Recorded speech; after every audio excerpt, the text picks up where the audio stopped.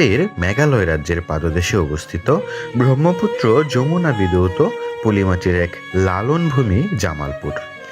মুঘল সম্রাট আকবরের শাসনামলে এই সিংহজানি জনপদে সুদূর ইয়েমেন থেকে ইসলাম ধর্ম প্রচার করতে আসেন হজরত শাহজামাল রহমতুল্লাহ আলাই, যার নামানুসারে এই এলাকার নাম হয় জামালপুর। ব্রিটিশ শাসনামলে 1834 সালে জামালপুর থানা প্রতিষ্ঠিত হয় আর 1869 সালে গঠিত হয় জামালপুর পৌরসভা।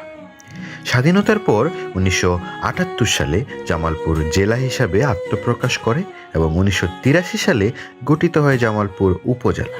বর্তমানে উপজেলাটিতে 12টি ওয়ার্ড বিশিষ্ট একটি পৌরসভা ও 15টি ইউনিয়ন রয়েছে।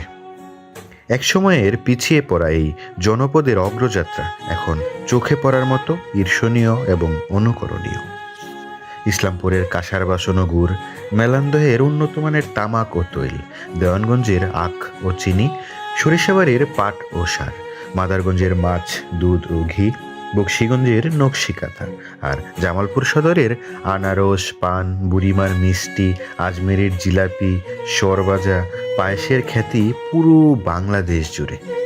পুরনো ঐতিহ্যবাহী এই শহরে দেখার মতো অনেক অনেক অনেক সুন্দর জায়গা রয়েছে।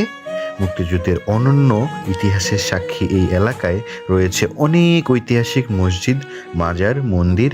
এই পুণ্যভূমিতে জন্ম নিয়েছেন অনেক বিখ্যাত মানুষ, যাদের কথা আমার এই ছোট্ট ভিডিওতে বলে শেষ হবে না। আমরা একে একে জামালপুরের 7টি উপজেলায় ঘুরে দেখব। চলুন আজকে পাখির চোখে জামালপুর শহরটা দেখে আসি।